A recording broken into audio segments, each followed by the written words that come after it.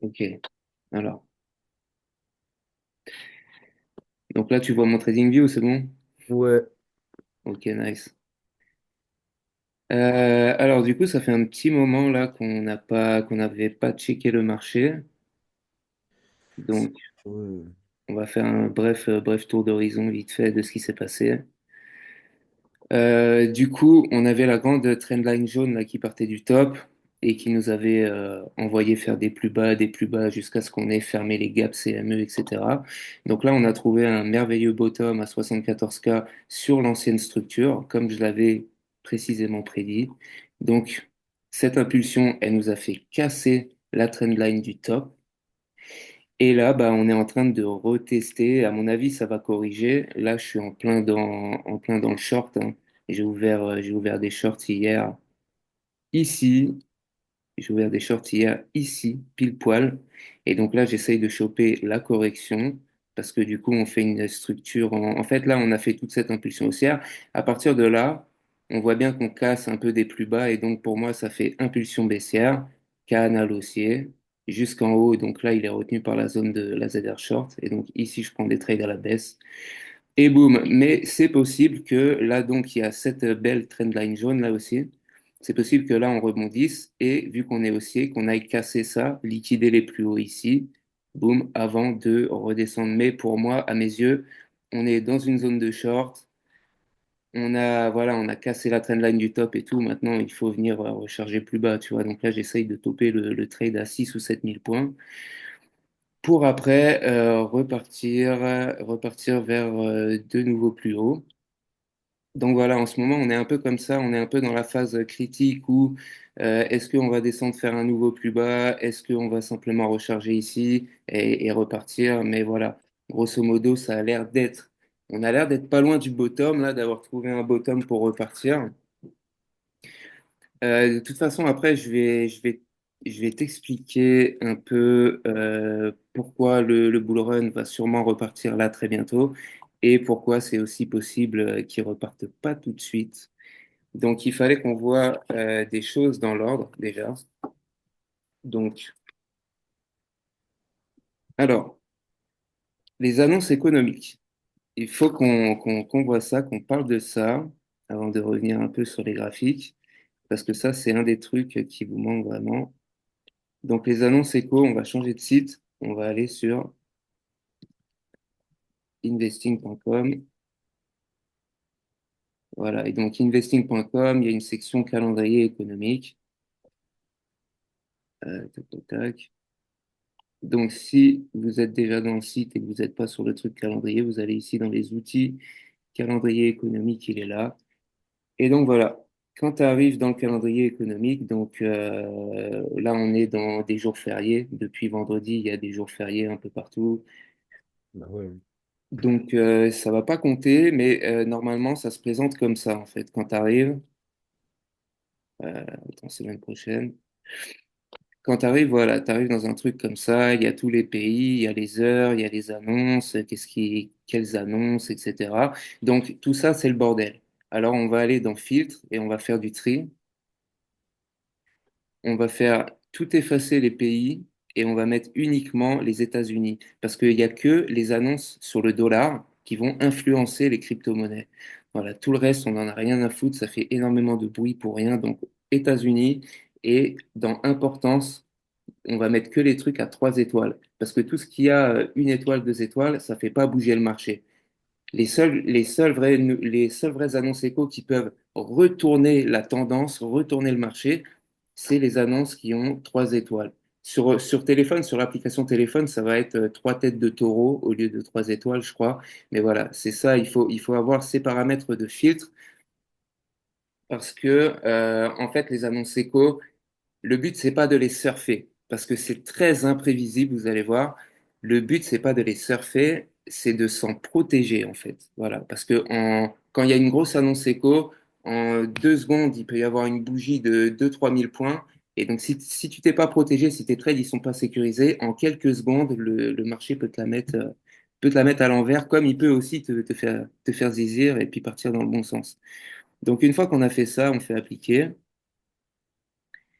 Et donc là, on va avoir donc que les annonces du dollar USD et d'importance 3 étoiles. Donc là, à partir de la semaine prochaine, mardi 29, voilà, on sait que le mardi à 16 heures, il va y avoir deux annonces, la confiance des consommateurs, un rapport. Le lendemain, le mercredi, à partir de 15h, de 14h15, il va y avoir des annonces, etc. Donc, il y en a qui font plus bouger le marché que d'autres, PIB, PCE, IPC, PP, PPI, PPI, euh, les discours de la Fed, Jérôme Powell, Donald Trump. Voilà, il y a quelques trucs qui font vraiment bouger le marché, mais bon, ça, après, c'est une histoire d'habitude, hein. Il faut venir checker toutes les semaines, tous les matins, pour voir un peu comment ça se passe. L'indice PMI, il y a des trucs, c'est toutes les semaines, il y a des trucs, c'est tous les 3 mois, il y a des trucs, c'est tous les 6 mois. Voilà. Et donc, ça recense un peu toutes les grosses annonces. Et donc, voilà, imaginons le mercredi, là, il y a des annonces à partir de 14h15 en 3 étoiles importantes et tout. Et bah, moi, vu que je suis un day trader, je vais plutôt me positionner sur les marchés entre 11h et 13h. Parce que c'est là que les patterns du matin, ils terminent et qu'il y a les setups de l'après-midi qui commencent. Et donc, quand je me positionne, et bah, je sais qu'il y a des grosses annonces à 14h. Et bah, à 14h, il faut que mes trades soient sécurisés. Voilà. Et si par exemple à 16h, il y a un gros discours ou une annonce sur les taux d'intérêt de la Fed, etc., un gros truc, et ben voilà, pour moi, ma journée, elle sera faite, donc je vais potentiellement encaisser des gains, clôturer des trades, etc., et faire les choses intelligemment pour pas me faire éclater par des annonces échos, parce que c'est ça vraiment qui fait bouger le marché, c'est ça, Donald Trump et la Fed. Voilà. Donc voilà, c'est bien de venir checker pour voir comment ça fonctionne. Après, on peut cliquer dessus sur les annonces. Vous allez voir que c'est beaucoup trop complexe. C'est beaucoup trop complexe. Il faut être un économiste de ouf qui mange et qui dort économie H24 pour prévoir, prédire et comprendre ces choses-là. Parce que, en fait, il faut comprendre du coup que les cryptos vont de pair avec l'USD, donc elles sont décorrélées de l'USD. Et là, on est sur les annonces éco pour l'USD. Donc, quand les annonces sont bonnes pour le dollar, elles sont en général mauvaises pour le Bitcoin, pour les cryptos. C'est très rare que sur une annonce, le dollar et les cryptos soient corrélés et que ça parte dans le même sens. En général, c'est décorrélé. C'est pour ça que c'est un peu complexe. Il faut faire des tricks avec son cerveau. Il faut retourner son cerveau. Ça, c'est bon pour le dollar, c'est mauvais pour les cryptos, etc. Et donc, quand on clique sur une annonce, il y a exactement ce que c'est, quel indicateur c'est, il y a l'historique de l'indicateur. Voilà, c'est vraiment complexe. Et donc, il y a le résultat précédent, parce qu'en fait, c'est des résultats, du coup. Il y a le résultat précédent qui est sorti, il y a le résultat qui est prévu, et il y a le résultat actuel. Et donc, si le résultat qui est sorti, il est inférieur aux attentes qui étaient prévues, il sera indiqué en rouge. S'il était supérieur aux attentes prévues, il sera indiqué en vert. Mais s'il était quand même moins bon que le précédent, eh ben, ce sera mauvais pour le dollar. Donc voilà, c'est tellement complexe que des fois, j'évite de trop me perdre des heures là-dedans parce que voilà, il faut juste venir checker est-ce qu'il y a des annonces importantes ou pas, est-ce que le marché va partir dans un sens à fond ou pas. Il faut éviter de se rendre fou avec toutes ces conneries parce que bon, on n'est pas là pour ça. On a une vie, on a des travails, des familles. Donc voilà, pour les annonces échos, ça fonctionne comme ça. Et autre chose aussi, un canal Telegram que je vais vous envoyer dans le groupe, un canal d'information. Et c'est pour ça que je voulais que tu me dises si mon Telegram il fonctionne, si on le voit, parce qu'en fait, ce canal Telegram, il a énormément d'informations en avance. Il m'a permis d'avoir des setups en avance. Par exemple, quand un pays va attaquer un autre, etc. J'attends pas d'avoir l'information aux infos. Ce genre de canal Telegram me donne l'information plusieurs heures avant l'attaque, etc. Et donc, ça me permet d'anticiper des trucs de fou sur les marchés. Donc voilà, de temps en temps, ils partagent des setups de trading, un peu comme là, opportunité sur la crypto portal, nanana et tout, mais ils tradent pas exactement comme moi. Eux, c'est des grands mouvements. Moi, je suis plutôt un scalper. Donc les setups de trading, ça m'intéresse pas trop. Moi, ce qui m'intéresse, c'est plutôt les informations. sur le bull run, les informations géopolitiques, les informations sur tout ça, sur l'univers de la crypto. Ça tourne beaucoup autour de ça. C'est un canal Telegram gratuit. Il vous le faut absolument. Voilà. Il n'y a pas de meilleur canal d'information que celui-là. Donc, c'est très important. Ça, c'était pour les annonces. Du coup, on va retourner donc.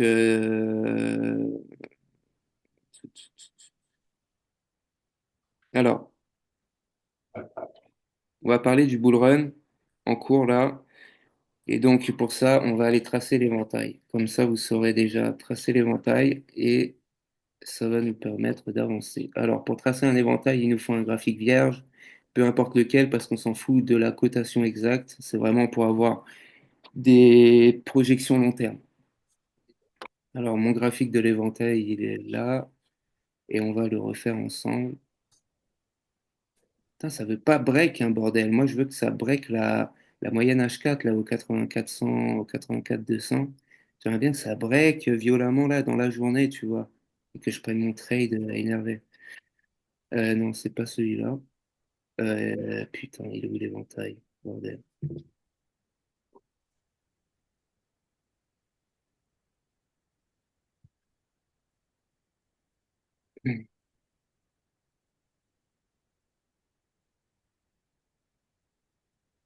Bon, ok. Alors, il nous faut un graphique vierge. Et donc, l'éventail, en fait, c'est un éventail Fibonacci. Donc, comme les extensions de Fibonacci, comme les retracements de Fibonacci, et ben, l'éventail, c'est un outil prédictif qui nous permet en fait d'anticiper des patterns de fou. Donc, je vous explique comment ça fonctionne. L'éventail, il est au rayon des Fibos. Là, l'éventail, c'est celui-là, le simple éventail qui s'appelle éventail. Et donc, on prend un point bas. Donc, le point, vous pouvez faire ça sur tous les runs, sur tous les bull runs, ça fonctionne. On prend donc le point bas là qui était à 15 000. Il faut essayer d'être précis. Plus vous êtes précis et plus vos résultats seront précis. Le point bas, donc là on avait cette impulsion là. Donc on prend son point haut et sa correction.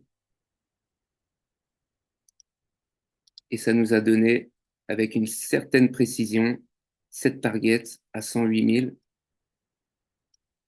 et tous les rebonds qui m'ont suivi. On va zoomer un peu. Par exemple, là, on voit que quand on a cassé ici, on a pris appui. Ces bougies-là, elles ont pris appui. On est en daily, hein, donc c'est voilà, c'est des gros mouvements. On a pris appui. Ici, on l'a cassé, on a été retenu. Ici, on a rebondi dessus, bon, même si on a méché. Là, on a clairement été retenu. Et là, ça, là, c'est vraiment incroyable. Ce qui s'est passé, c'est vraiment incroyable, là. Voilà. Donc là, on est donc retenu par la moyenne daily. C'est pour ça que j'ai pris des shorts, etc. Pour moi, ça va encore corriger un peu dans des zones de recharge, mais on ne devrait pas aller plus loin, plus bas, parce que là, en fait, au 74, au 73 500 exactement, il y a un palier Fibo très important, le deuxième palier Fibo, le 38,2 du bull run. Donc, c'est le palier à ne pas perdre pour rester en bull run, donc pour rester haussier, très haussier. Et si on se met en weekly, on se rend compte que la moyenne weekly, c'est ce que je vous avais dit dans une session précédente. En fait, quand on conserve la moyenne weekly, on est haussier. Par exemple, sur l'ancien bull run, là, on voit que ici on rebondit sur la moyenne weekly, on explose tout. Ici, on rebondit sur la moyenne weekly, même si on mèche en dessous, on explose tout. Et dès qu'on passe en dessous, vraiment, et qu'on est retenu et rejeté à la baisse, on est baissier, on est en bear market. Ici, on la récupère, on la perd pas, on repart, on rebondit dessus, même si on mèche un peu en dessous. Et là, c'est exactement ce qui s'est passé. On est retombé dessus, on a méché un peu en dessous, mais on a clôturé au-dessus. La bougie weekly a clôturé au-dessus. Et donc ça, c'est un signal très fort que les acheteurs sont en mode, c'est pas la fin du bull run, les gars. Et voilà, après, si on se penche un peu sur toutes les données vraiment un peu plus profondes, on se rend compte que toutes les petites mains, elles ont vendu et que maintenant, il n'y a plus que les institutions qui sont prêtes pour le départ. Les particuliers ont capitulé. Donc voilà, l'éventail fonctionne comme ça. Et donc l'éventail, et bah, si vous voulez, en fait, ce qui se passe, c'est que là, à partir des prochaines corrections, je vais commencer à ouvrir des longues et je vais arrêter de les clôturer. Je vais attendre que on vienne taper le haut de l'éventail, là, aux 140 000, aux 160 000, ou j'ai une extension Fibo qui m'envoie j'ai une extension Fibo qui m'envoie 140 ou 137 ou un truc comme ça, je sais même plus. Je crois que je l'ai sur ce graphique-là. Donc voilà, avec les longues là que je vais commencer à ouvrir, je vais les fermer. Donc voilà, mon extension Fibo là, elle s'arrêtait à 108K, le palier des 108K. Là, le prochain palier, c'est 140. Donc je vais attendre qu'on vienne taper mon éventail et puis voilà. Donc après, rapidement, pendant qu'on parle du bull run, je voulais vous montrer. Donc l'éventail aussi, vous pouvez aller le paramétrer. Donc, avant qu'on revienne à tout ça, on voit comment paramétrer. Parce que quand vous le mettez de base, il est avec des lignes pointillées. Et moi, les lignes pointillées, j'aime pas ça. Donc, quand vous arrivez ici, il y a des lignes pointillées. Vous cliquez, vous mettez pas lignes pointillées, vous mettez des lignes normales. Changez les couleurs si vous voulez. Mais il faut avoir un graphique vraiment que pour ça, parce que ça fait trop de bruit. Et venir checker quand il y a un gros crash ou une grosse impulsion, où est-ce qu'on est retenu, etc. Donc voilà. Donc ensuite, concernant le bull run, on avait cette image.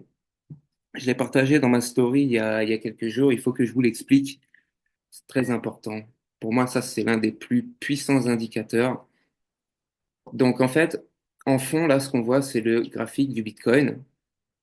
On va se mettre en grand. C'est le graphique du Bitcoin. Et par-dessus, ce qu'on a calqué, c'est la Global M2 Money Supply, c'est la masse monétaire mondiale, c'est l'un des agrégats de la masse monétaire mondiale. Ça représente toute la thune dans le monde qui est stockée dans des banques, dans des fonds, dans des trucs, etc. Bref, c'est l'oseille. Et en fait, ce graphique-là, le jaune qu'on a calqué dessus, et ben, en fait, on le prend et on le décale de 3 mois et il se calque parfaitement avec le Bitcoin. Ça veut dire qu'en fait, Bitcoin a une corrélation retardée de 3 mois avec, il a une corrélation retardée de 3 mois avec la masse monétaire mondiale. Voilà. Et donc, je vous la fais courte. Quand Bitcoin, avant le bull run, il était là autour des 50 000, 60 000, la monnaie M2 Supply, elle était déjà au syndicat et je vous avais déjà partagé cette image et je vous avais dit, les gars, ça va péter. Donc, Bitcoin est allé prendre sa place et quand Bitcoin était à son top au syndicat, la monnaie M2 Supply, elle était déjà à 75K, proportionnellement.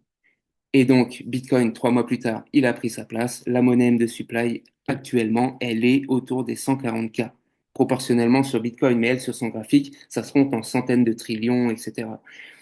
Mais voilà, ce que ça veut dire, c'est que d'ici 3 mois, ou 4 mois, je vais vous partager, parce que là, bon, il y a moyen qu'on, ça se voit, il y a moyen qu'on refasse des bottoms, des bottoms, des bottoms, et c'est pour ça que là, bientôt, je vais arrêter de close mes longues, et je vais les conserver tous, quitte à faire une croix sur un peu d'oseille ou quoi.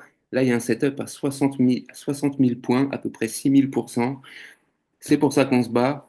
Donc voilà, ça, pour moi, c'est vraiment la masse monétaire mondiale, le Bitcoin reflète la masse monétaire mondiale, reflète l'argent dans le monde. Et pour moi, ça, c'est un indicateur très, très puissant. Donc voilà, on va passer là-dessus. Telegram, c'est fait. Bam, bam, bam. Ça, c'est bon. Alors oui, par rapport aux annonces du dollar, c'est pour ça que tout en haut de ma liste ici, j'ai le DXY. Le DXY, il vous faut, c'est le dollar. Le dollar, il y a un petit truc à dire dessus. C'est que là, en fait, comme vous voyez, il a et là, on est en weekly, hein, weekly. Donc là, cette grande impulsion du dollar, et ben là, on est en train d'arriver sur un point critique, une zone de recharge, un point de retournement. Et cette zone de retournement, elle se trouve sur une trend line qui a commencé, cette trend line jaune, elle a commencé en 2011, d'accord? Là, le bottom, là, c'est 2011, le début de cette trendline.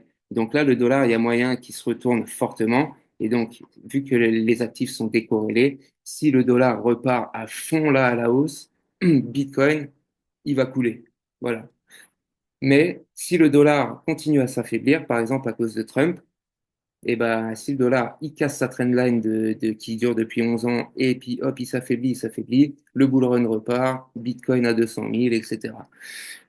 Donc voilà, là on est à un point critique très décisif, que ce soit pour Bitcoin sur ses plus bas, sur son bottom, ou pour le dollar dans sa zone de recharge weekly qui est il y a 14 ans. Enfin, bon, c'est un peu tricky en ce moment. C'est pour ça, en plus, si tu veux, la fondamentale des cryptos est très bonne, mais la fondamentale de la macro, de la géopolitique, de tout ça, ça va pas du tout. C'est un peu complexe. Ensuite, on va voir donc le RSI, le fameux RSI. Alors, pour le RSI, on va aller sur le Bitcoin. Donc le RSI, c'est pas lui. Ça, c'est le TDI, c'est mon RSI personnalisé. Donc je vais pas vous apprendre là-dessus. On va aller sur un RSI nature peinture. Il est où?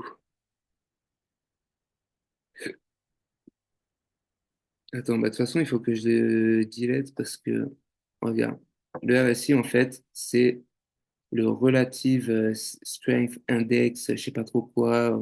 En français, c'est, tu vas donc dans les indicateurs et en français, c'est l'indice de force relative. Voilà. Boum, tu cliques dessus et là, tu as le RSI.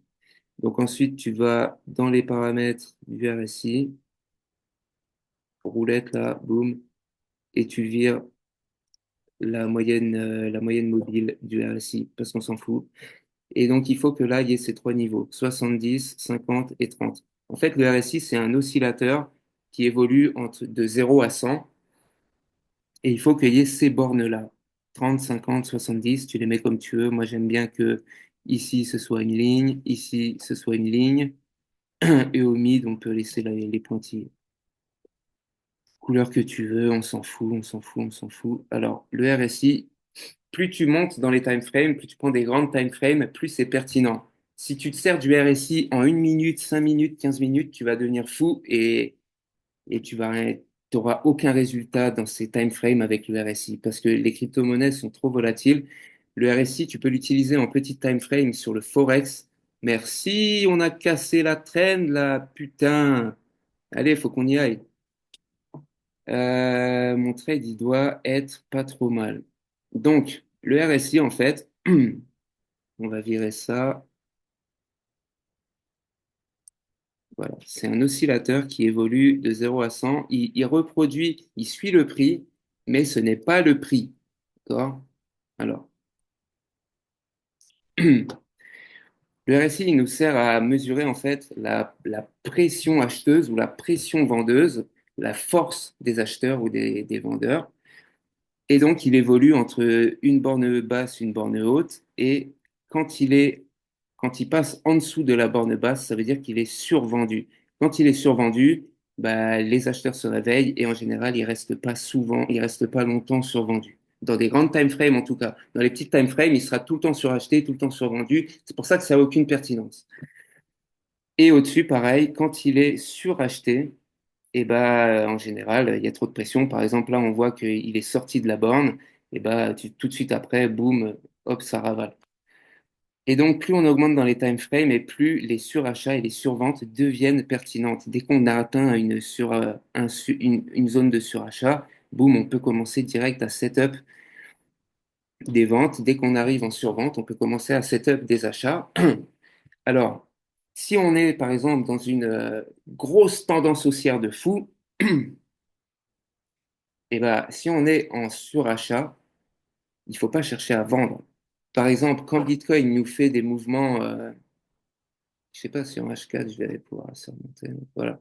Quand Bitcoin il nous fait des gros mouvements là, comme celui-là, là, de plus de 30 000, 40 000 points, eh ben, il est tout le temps en surachat. Et pourtant, il redescend pas. Parce que voilà, il est dans le sens de sa tendance. Donc, quand il est comme ça, dans un truc comme ça, ben, il faut plutôt essayer de trouver des zones basses, des zones de survente limite pour le racheter, pour reprendre la tendance. De toute façon, le RSI, c'est assez complexe. Il va falloir faire pas mal de tricks avec son cerveau pour comprendre, mais il faut beaucoup l'observer pour comprendre comment ça marche. Il y a pas mal de combos, par exemple. Ici, en fait, là, ça, c'est la ZR short, donc la zone de short de ce mouvement baissier, de cette impulsion baissière. Et bien ici, on voit que là, on est en surachat et dans une zone de short en H4. Donc, il y a un bon setup de vente. Voilà. Il y a pas mal de combos à faire comme ça va nous donner, comment dire, des informations, mais le RSI n'est pas une confirmation du marché. Et je vais vous expliquer pourquoi. Euh, Et donc voilà, ça nous sert à vraiment trouver des points de surchauffe du marché où il va potentiellement s'inverser. Mais l'utilité première que moi j'en ai, c'est pour détecter les divergences. Les divergences RSI, qu'est-ce que c'est? C'est quand le prix va dans un sens et l'indicateur RSI va dans l'autre sens. Ou inversement, le prix descend, l'indicateur remonte. Ça, c'est ce qu'on appelle une divergence. Et ça nous indique un retournement de tendance. Alors encore une fois, les divergences, c'est que dans des grandes time frames. Les divergences RSI en petite time frame, ça arrive tout le temps et il faut pas les prendre en compte. Mais on va voir rapidement ce que ça donne dans des grandes time frames. Donc là, je vous ai trouvé des exemples avec les flèches bleues. Donc, vu que je viens de reprendre un nouveau RSI, ça l'a supprimé sur le RSI, donc on va le faire ensemble. Donc, par exemple, ici, là, on a eu cette grande impulsion haussière et on arrive donc dans cette zone de short, d'accord? Et bien là, je vais chercher une divergence RSI. Donc, on est en H4. Donc, s'il y a une divergence RSI, elle va être puissante et pertinente. Donc là, il y en a une. Tac, tac, tadam, abracadabra, le prix monte. Ces deux sommets montent. Et là, l'indicateur, lui, à partir du même sommet, il descend. Ok. On va le mettre un peu plus grand pour bien voir. Sur le même sommet, ici, ça monte. Ici, ça descend en H4. Et ça indique une baisse. Et c'est pour ça que là, je suis fortement à la baisse. Zone de recharge, moyenne daily qui nous bloque, divergence RSI, la totale. Franchement, là, je suis full vente sur ce setup. Ici, pareil, on voit que le prix, donc il était dans sa zone de short, en surachat, etc. Il est descendu, descendu, descendu. Et là, le prix a fait des plus bas de plus en plus bas. Et le RSI a fait des plus bas à peu près égaux sur le RSI. Il n'a pas fait des plus bas. Et donc là, on est sur une divergence légère qui fait que juste derrière, on pousse, on pousse, on pousse. Voilà. Donc c'est des mouvements 4 heures. Donc moi là-dessus, sur des trades, je me régale de ouf, hein. C'est ça que je cherche. Ici, pareil. Là, on crachait. Ben, en fait, là, on va prendre tout le crash pour faire l'exemple. Parce que celui-là, il est vraiment. Ça, c'était beau. Là, quand on avait break the wall et qu'on avait tout cassé, cassé, cassé, et ben ici, on a créé une divergence RSI énorme à partir de ce sommet-là, de ce plus bas-là.